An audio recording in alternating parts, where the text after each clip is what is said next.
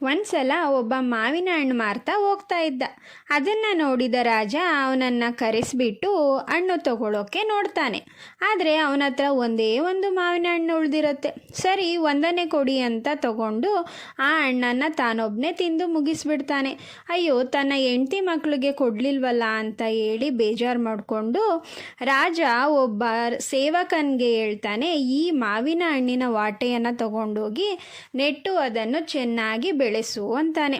ಅದರಂತೆ ಆ ಸೇವಕ ಅದನ್ನು ನೆಟ್ಟು ದೊಡ್ಡ ಮರವಾಗಿ ಹಣ್ಣು ಬಿಡೋವರೆಗೂ ಅಷ್ಟೇ ಚೆನ್ನಾಗಿ ಪೋಷಿಸ್ತಾನೆ. ಕೊನೆಗೆ ಅದರ ಮೊದಲನೇ ಕಾಯಿ ಹಣ್ಣಾಗಿ ಕೆಳಗಡೆ ಬೀಳುತ್ತೆ. ಅದನ್ನು ನೋಡಿದಂಥ ಸೇವಕ ಬಹಳ ಖುಷಿಯಿಂದ ಆ ಹಣ್ಣನ್ನು ರಾಜನ ಹತ್ರ ತಗೊಂಡೋಗ್ತಾನೆ. ರಾಜ ಹೇಳ್ತಾನೆ, ನಾನು ಈ ಮಾವಿನ ಹಣ್ಣಿನ ರುಚಿನ ನೋಡಿದ್ದೀನಿ, ಇದನ್ನು ನನ್ನ ಮಗನಿಗೆ ಕೊಡಿ, ಅವನಿಗೂ ಇಷ್ಟ ಆಗುತ್ತೆ ಅಂತಾನೆ. ಸೇವಕ ಆ ಮಾವಿನ ಹಣ್ಣನ್ನು ತಗೊಂಡೋಗಿ ಯುವರಾಜನಿಗೆ ಕೊಡ್ತಾನೆ. ಯುವರಾಜ ಆ ಹಣ್ಣನ್ನು ತಿಂದು ತಕ್ಷಣ ಅಲ್ಲೇ ಸತ್ತು ಬೀಳ್ತಾನೆ. ಬಾಯಲ್ಲಿ ನೊರೆ ಕೂಡ ಬಂದಿರತ್ತೆ. ಅದನ್ನು ನೋಡಿದಂಥ ರಾಜ ಕೋಪಗೊಂಡು ಆ ಸೇವಕ ಆ ಹಣ್ಣಿಗೆ ಏನೋ ಮಾಡಿರ್ತಾನೆ ಅಂದ್ಕೊಂಡು ಅವನನ್ನು ಗಲ್ಲಿಗೆ ಏರಿಸೋಕೆ ಹೇಳ್ತಾನೆ.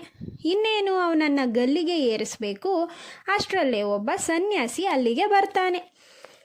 ಅವರು ಬಂದು ಸೇವಕನನ್ನು ಗಲ್ಲಿಗೆ ಏರಿಸಬಾರ್ದು ಅಂತ ಹೇಳ್ತಾರೆ. ಅದಕ್ಕೆ ಅವರು ಕೊಟ್ಟಂಥ ಕಾರಣ ಕೇಳಿ ರಾಜನಿಗೆ ಪಶ್ಚಾತ್ತಾಪ ಆಗುತ್ತೆ.